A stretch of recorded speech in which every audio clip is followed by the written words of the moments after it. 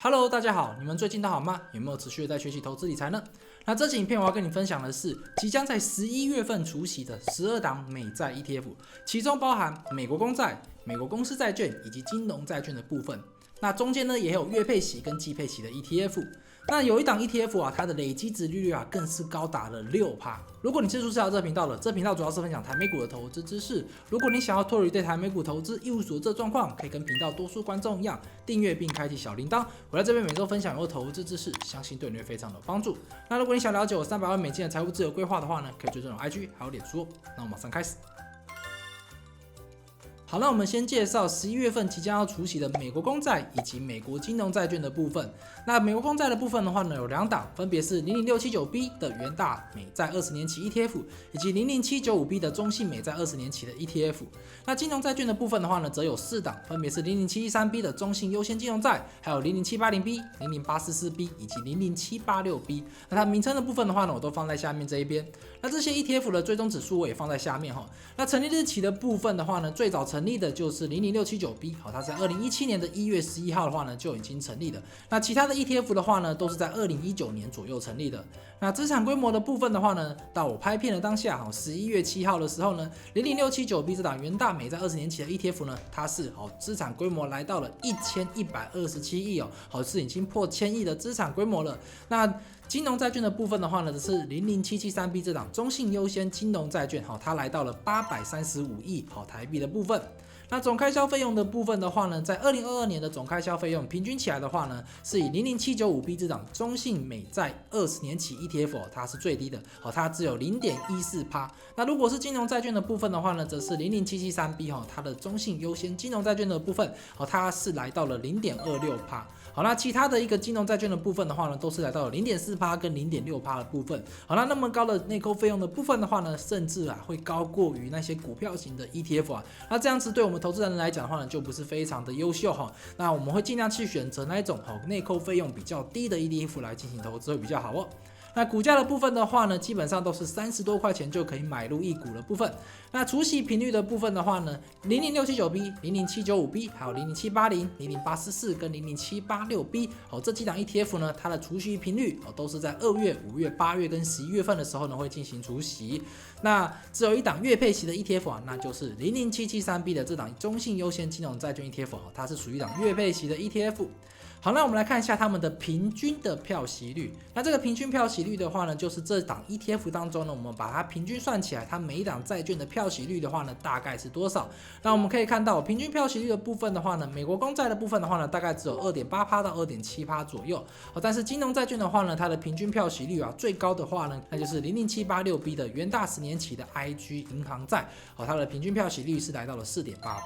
好，那平均票息率比较高的话呢，通常它的殖利率来讲的话呢，就会比较的稳定哈。好，那我们来看一下那个殖利率的部分的话呢，11月份单次配息殖利率，美国公债当中呢最高的则是00679B 这档元大美债20年期的 ETF， 它的殖利率来到了 1.02%。好，那如果是银行债券或者是金融债券的部分的话呢，则是00786B， 这档元大10年期的 IG 银行债，好，那它的殖利率的话呢，则是来到了 1.51%。好，那我们来看一下这几档 ETF， 它们累积最近这4季它们的殖利率的表现。那美国公债当中呢，最高的就是00679B， 这档元大美债20年期 ETF， 它的殖利率来到了 4.3%。那如果是金融债券的部分的话呢，最高的则是00786B， 这档元大10年 IG 银行债，它来到了 6% 左右的殖利率这是非常的高。好，那这次除息日期的部分的话呢，这几档 ETF 基本上都是在2023年的11月16号会进行除息，也就是礼拜四的时候。好，那只有一档 ETF 00844B 这档星光15年期的 IG 金融债券的部分，它的除息日期则是落在11月20号，礼拜一的部分。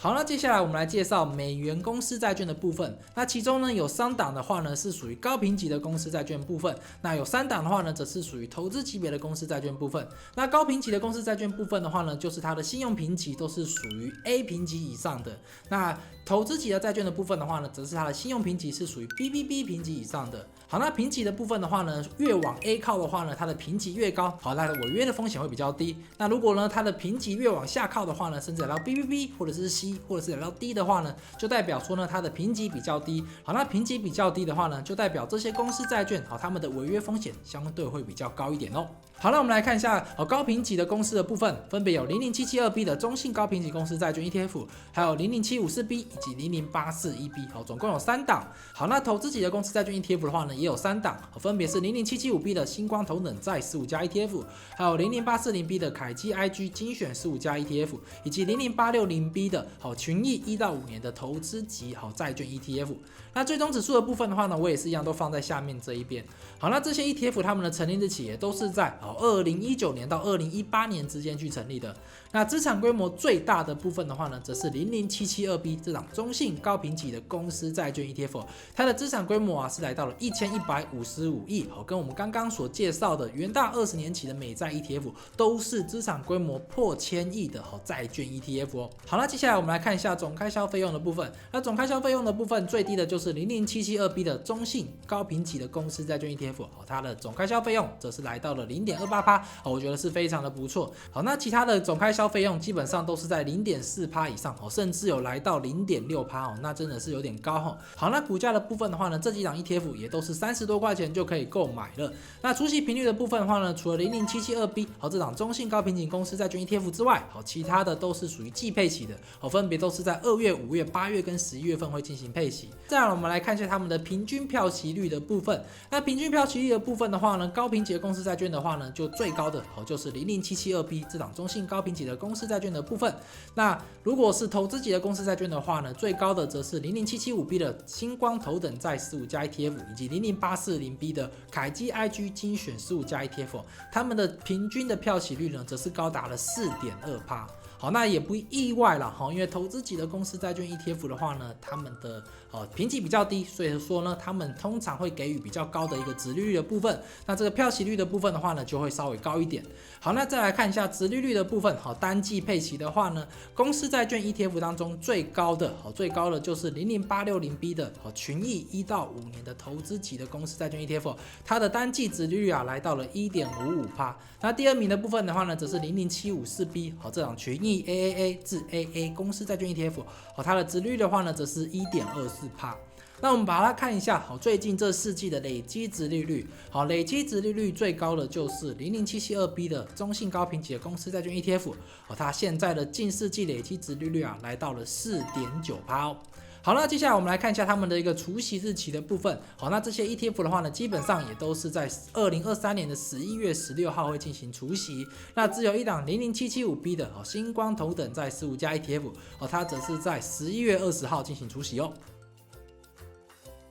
好，那接下来我们来看11月份即将要除息的这几档美债 ETF， 他们在10月份的绩效榜当中呢，排名是多少的？首先的话呢，是群益1到5年期的投资级的债券 ETF， 它是在这几档 ETF 当中呢排名是最高的，它是在我们10月份排行榜当中呢是排名第4名的部分。那接下来的话呢，就是属于金融债券的部分，总共有4档金融债券的部分。然后呢，接下来的话呢，就是属于公司债券的部分。好，那再来排名倒数的都是属于美国的长期公债的部分。那为什么会有这种状况呢？那主要就是因为2023年的时候美国央行他们还是持续的将基准利率往上升，这就会导致这些存续期间比较长的那种长期的债券的部分他们的一个价差的一个亏损就会比较的明显。那为什么金融债券 ETF 的绩效会优于公司债券的绩效，又会优于美国公债的绩效呢？那主要就是因为金融债券 ETF 他们的一个殖利率的部分的话呢，相对来讲是比较高的，所以说呢，就算它有价差的亏损，但是呢，他们的殖利率可以补充他们的这个报酬的部分。